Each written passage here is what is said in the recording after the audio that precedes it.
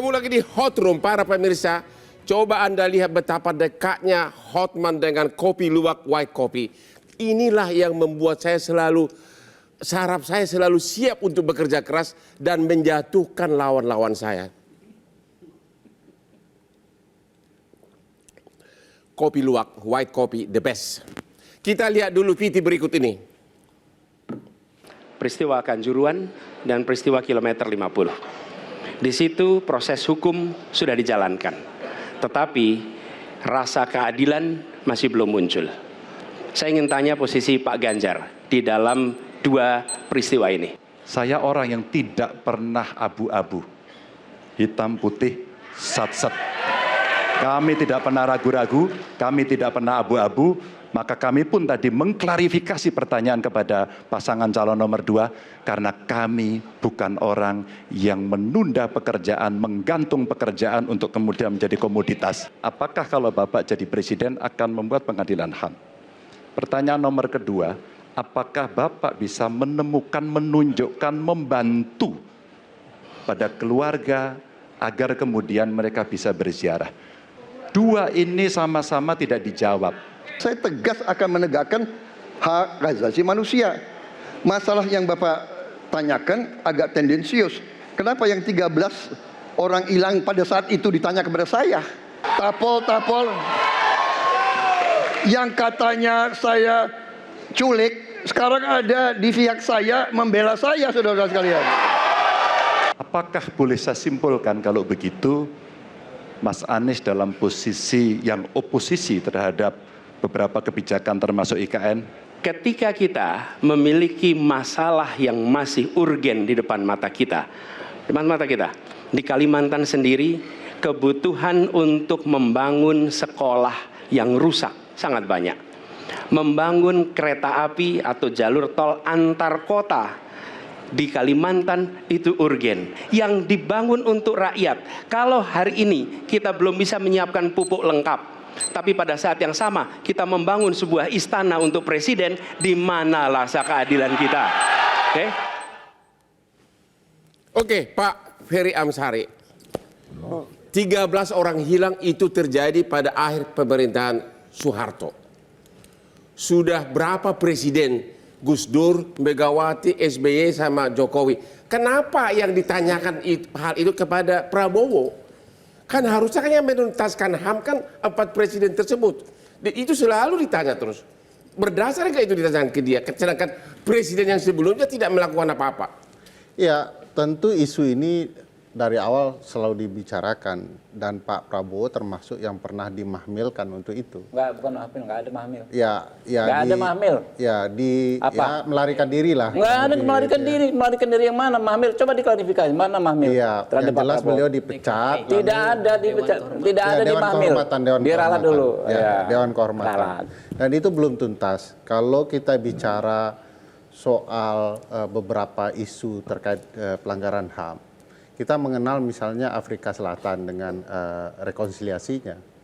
Kalaulah Pak Prabowo mencoba melawan isu itu, dia bisa masuk dengan lebih rapi ya, menjelaskan saya siap menghadapi ini, kita bisa bentuk komisi rekonsiliasi untuk membongkar kejahatan di masa lalu, dan saya siap menjadi bagian untuk menjelaskan itu.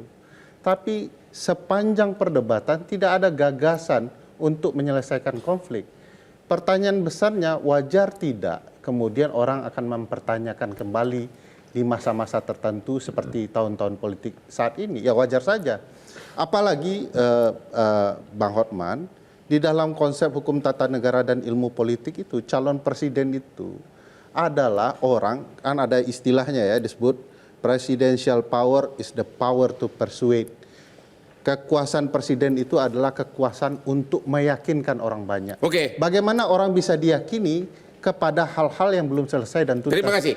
Pak Khalili Hasan, isu HAM yang selalu ditanyakan kepada Pak Prabowo, terutama yang 13 yang hilang akhir zaman Soeharto. Sementara presiden-presiden yang berkuasa tidak melakukan apa-apa. Tepat nggak itu ditanyakan kepada Pak Prabowo?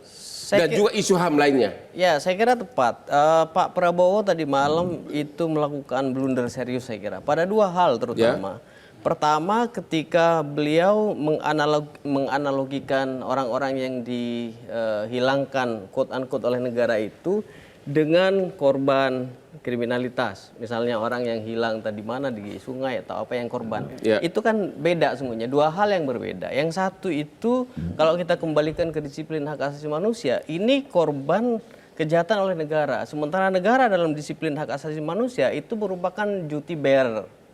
Dia apalagi ya negara itu kalau dalam satu kasus khusus penculikan, kan penculikan ini kalau kita balikin ke hukum internasional, dia kejahatan yang terus menerus. Bukan, pertanyaan saya, kejadian penculikan itu kan terjadi pada zaman akhir Soeharto. Kemudian sudah yang berhak mengusutnya yaitu Presiden Gus Dur, Megawati, SBY dan Jokowi. Ternyata sampai sekarang nggak ada. Kenapa kok dipersalahkan Prabowo gitu loh? Yang berkuasa kan bukan dia. Saya kira layak itu pertanyaan itu karena Pak Prabowo salah satu yang paling sering disebut. Satu. Yang kedua, ada perjuangan korban yang menurut saya sampai detik ini terus dilakukan. Dan blunder terbesar dari tim Pak Prabowo kan beberapa orang di sekitarnya mengatakan bahwa ini, termasuk Pak Prabowo saya kira. Ya. Kalau polling saya naik, kemudian ini dipertanyakan ke saya, Anda tendensius kan, itu pernyataan beliau. Tapi kan sebenarnya kalau kita cek perjuangan para korban, itu kan tidak sepolitis itu. Misalnya kita cek nih Bang Hotman ya, Kamisan itu sudah 798 kali Kamis, sampai Kamis terakhir kemarin untuk memperjuangkan. Jadi ini betul-betul daily struggling buat Anda para melihat korban. nggak bahwa Prabowo sengaja tidak menjawab substansi pertanyaan dari Ganjar? Nah itulah di bagian itu menurut saya ingin katakan bahwa di isu HAM Pak Prabowo kayaknya tidak siap berdebat memang. Ya, ada satu pertanyaan Ganjar yang tidak dijawab. Bukan soal pengadilan HAM ad hoc-nya, Ya. tapi permintaan Ganjar, bersediakah Pak Prabowo menunjukkan di mana batu nisan korban? Pak untuk Habibur mereka- Rahman dari timnya Prabowo, bersediakah Anda membawa ke batu nisan? Ya inilah kan makanya kan disebut tadi tendensius. Ya. Ya, pertanyaan yang sangat bermuatan politis Bukankah ini kan debat? Yang debat kan memang saling Iya, makanya. menjatuhkan. Oke. Jadi soal penculikan yang Ya. disebut-sebut itu. Kenapa tidak mau jawab? Ya. Ada 4 hal. Ya. Yang pertama putusan DKP, bukan Mahmil Bos, ya, DKP. Itu bukan putusan lembaga peradilan. Oke. Itu bukan kuasi peradilan. Jadi Prabowo belum pernah diadili? Enggak pernah. Tidak ada. Ya, Tidak ada? Tidak ada satupun saksi bukti di persidangan tim Mawar menyebutkan Pak Prabowo. Ya. Yang ketiga, ya, keputusan Presiden B.J. Habibie menyatakan Pak Prabowo diberhentikan dengan hormat dan diberikan penghargaan atas jasa-jasanya.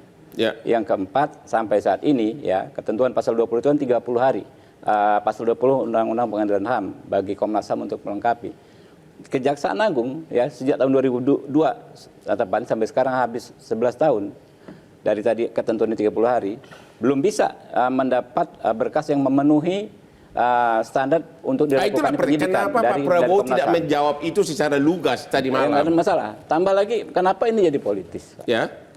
Kalau Pak Prabowo, ya, disudutkan, diyakini pelaku pelanggaran HAM, kenapa Ibu Mega 2009, ya, mencalonkan beliau menjadi cawapres? Kenapa Pak Mahfud MD, ya kan, ya, cawapresnya Pak Prabowo menjadi ketua tim ses Pak Prabowo tahun 2014? Kenapa Pak Anies, ya, kalau Pak Prabowo dianggap sebagai pelaku pelanggaran HAM, mau dicalonkan oleh Pak Tolong Prabowo Bapak di jawab, tahun kenapa 2011? itu tidak dijawab oleh Prabowo tadi Enggak ada malam? masalah. Jadi kan namanya pemimpin, dia tentu punya kebijakan. Ya, menjawab sesuatu secara umum, ya, secara norma umum yang bisa lebih dicerna oleh rakyat. Ya. Dia gampang aja. Ya. Kenapa ini ditanyakan di tahun-tahun politik? Memang itulah.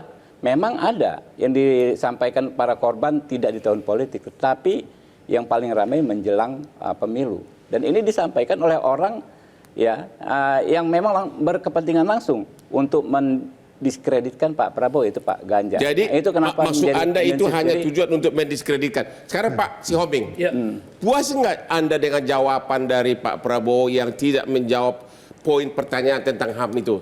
Saya pikir apa yang diajukan oleh Bung Ganjar tidak menjawab. Sebenarnya sederhana kalau menjawab itu. Artinya langsung saja misalnya Pak Prabowo katakan saya akan buat pengadilan khusus gitu ya, ad hoc untuk hal itu. Dan kemudian bisa saja dia mengatakan bahwa langsung dia jawab, tidak mungkin saya antar ke sana karena saya tidak tahu misalnya. Ya. Atau sudah tahu misalnya seperti itu. Saya kira sederhana. Jadi menurut Anda kenapa harus tidak dijawab dikatakan seperti itu? tendensius gitu ya. Kenapa tidak dijawab seperti itu? Saya kira Pak Prabowo yang harus menjawab itu, bukan kami. Analisa Anda? Saya kira lebih tepat beliau memberikan analisa kalau soal Tadi itu. udah dianalisa sama dia. Tetapi saya mengatakan bahwa sekalipun anggaplah sebagai suatu analisis, karena memang Prabowo tidak mampu melakukan itu. Melakukan apa? Melakukan yang dipertanyakan oleh Ganjar. Tidak mampu atau tidak mengetahui? Saya kira tidak mampu melakukan itu. Tidak mengetahui di mana kuburan 13 orang itu? Enggak, dalam konteks pengadilan HAM dulu. Oke. Head talk itu. Baru kemudian batu nisan dari itu bisa saja saya katakan tadi di awal. Bahwa katakan saja tidak tahu, begitu kan? Ya. Nah, itu artinya jawaban yang secara definitif. Tetapi jawabannya kan mengambang. Begitu. Jadi kan gini, Ya. rakyat kan mengikuti persoalan ini udah lama. Apa yang disampaikan Kejaksaan Agung bahwa hasil penyelidikan yang dilakukan Komnas HAM itu sumir, Ya. tidak memenuhi syarat formil dan material. Dua hal tersebut dipaksa bolak-balik, nggak terpenuhi juga. Dan dalam konteks hukum hal seperti itu nggak bisa dipaksakan. Jadi secara hukum belum terbukti. Karena memang kalau dipaksakan, Kejaksaan Agung yang di Undang-Undang Pengadilan HAM mempunyai tugas dalam penuntutan akan kesulitan membuktikan, gitu. Ya. Jadi memang tidak ada bukti yang cukup. Oke, belum ada bukti yang cukup. Itulah jawaban dari tim pemenangan Gerindra. Sebentar, kepada Bapak Taufik Basari. Anies terang-terangan menolak IKN dalam debat tersebut. Sementara sekarang udah berapa triliun yang mungkin sudah diinvestasikan di IKN. Kenapa begitu serius Anies menolak IKN? Bukan menolak, tepatnya mempertanyakan. Menolak kok, dia tidak mau lanjutin? Bukan. Mempertanyakan soal prioritas. Ya. Ya. Saat ini kita masih punya banyak kebutuhan-kebutuhan yang membutuhkan dana yang besar. Ya. Ya. Tetapi di sisi yang lain, ya, negara membangun satu ibu kota yang besar, membangun istana yang butuh biaya, ya. Padahal kebutuhan-kebutuhan itu juga diperlukan untuk hal-hal yang lebih mendasar. Nah, itu yang kemudian dipertanyakan, ya. Ya. Apakah memang kita butuh saat ini?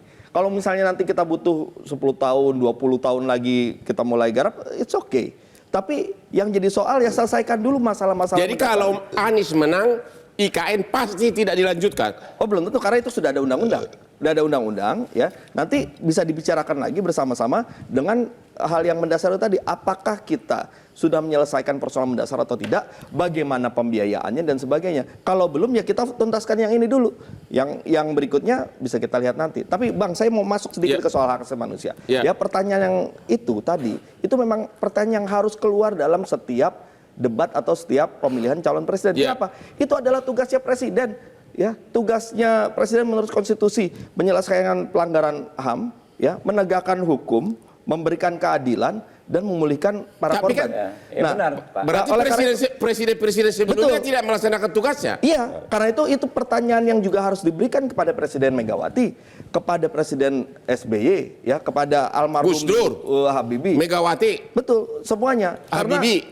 Karena itu adalah tugas presiden. Nah, tapi yang disayangkan kemudian, kenapa Pak Prabowo tidak menjawab pertanyaan yang sederhana dan simpel itu tadi sebagai calon presiden? Ingat, sebagai calon presiden itu dulu. Bukan soal konflik interest dulu. Presiden, ya, sebagai calon DPR juga sama. Betul, DPR ya, gini. juga harus dipertanyakan karena yang pertama kali mendorong itu bukan hanya Komnas HAM, tapi juga DPR. Kan ya, DPR sudah mengeluarkan juga rekomendasi pada tahun 2009 ya, terkait dengan penghilangan paksa ini yang juga menjadi kewajiban bagi negara untuk menjalankan. Kita kasih terakhir jawabannya kepada timnya Prabowo. Kenapa tidak menjawab sesimpel itu gitu? Ya, justru dia menjawabnya sangat simpel. Ya, tanyakan saja ke cawapresnya Pak Ganjar, Pak Menko Polhukam sebagai pelaksana tugas Presiden Jokowi saat ini di bidang hukum dan keamanan, gitu kan.